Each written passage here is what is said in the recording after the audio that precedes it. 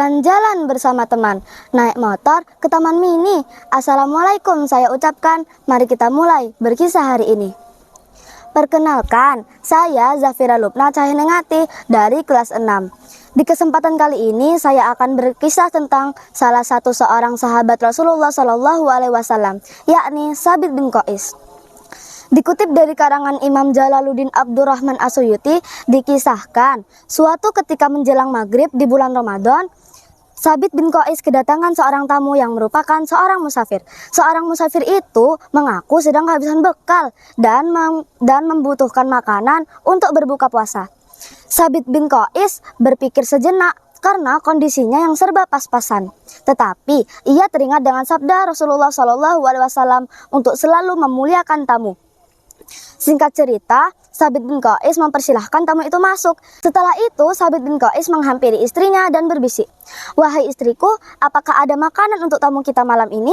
Kata Sabit bin Qais. Sang istri pun menjawab, "Wahai suamiku, demi Allah, tidak ada lagi makanan yang aku simpan kecuali satu piring untuk kita berbuka nanti."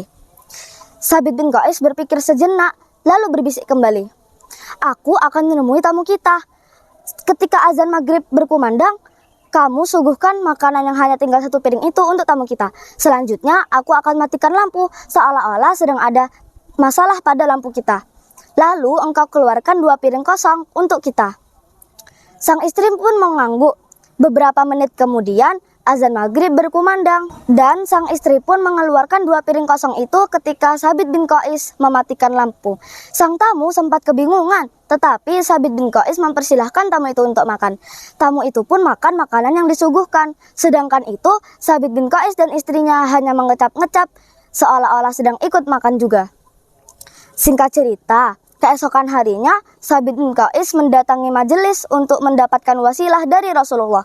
Ketika Sabit dan Rasulullah bertemu, Rasulullah tiba-tiba tersenyum dan mengatakan, "Wahai Sabit, sesungguhnya Allah Subhanahu wa Ta'ala menghargai pelayananmu terhadap tamumu semalam." Mendengar sabda Nabi, Sabit bin Qais pun tersontak dengan perasaan bahagia dan dia mendapatkan kedudukan yang tinggi di sisi Allah. Wah teman-teman, gak kerasa ya ceritanya udah selesai nih. Saya berharap kita semua bisa mengambil hikmah yang baik ya dari kisah ini.